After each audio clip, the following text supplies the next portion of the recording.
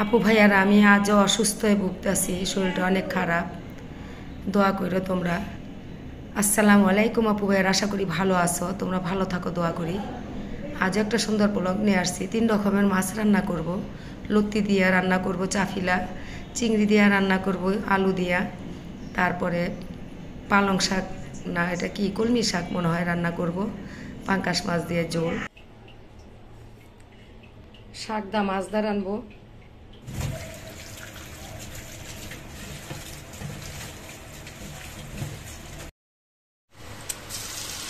হাত দিয়া দে, সব করে দিব তো।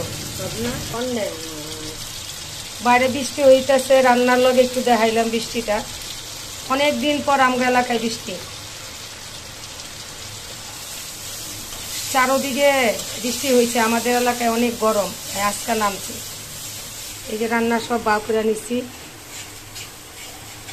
শাক দিয়ে ওই মাছ দা ঝোল, চিংড়ি দিয়ে আলু, চাপিলা দিয়ে লতি। আজকে 3 রকমের মাছ দেখাইলাম। চিংড়ি পিড়াইলা দিয়ে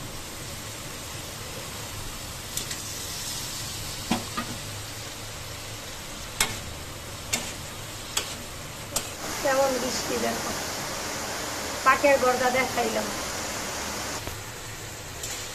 রান্না করতেছি, পাকের গর্দা দেখাইলাম।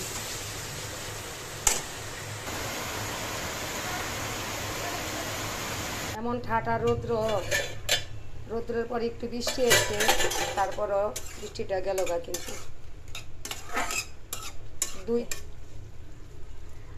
চিংড়িটা কষতেছে, দেখেন বৃষ্টিটা গেছে গা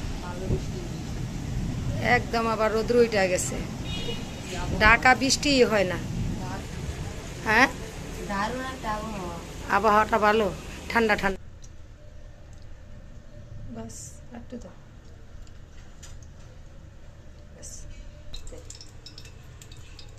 এই মাছ দিয়া কষাইয়া শাকের ঝোল।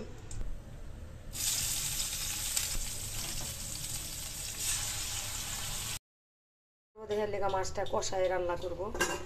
মাছটা কষাইতে দিলাম। মাছটা কিন্তু কইসা গেছে, নামাই দিব, পানি দিয়ে কষাই নিলাম। ঝোলের মাছটা কষানোই ভালো।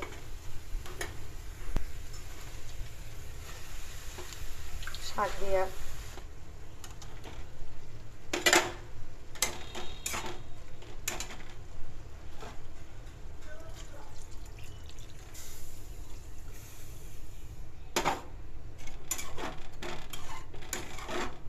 মাছ কষাইয়া ঝোল, ঝোলটা হয়ে গেল। সবটি দিয়ে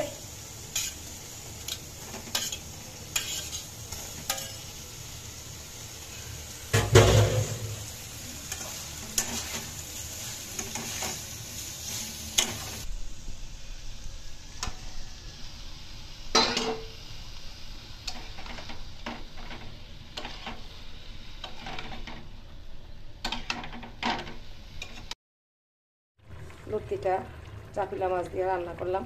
আমি রসুন দিচ্ছি একটু বেশি করে, যে গলায় ধরে এর জন্য। আসরের আজান দিতে আছে, দুপুরের ভাত খামো।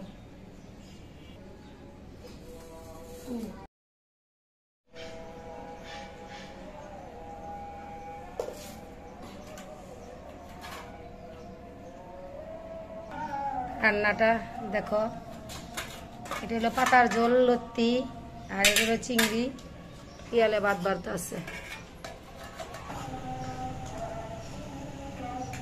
আহা, ভাত পরে আস্তে আস্তে।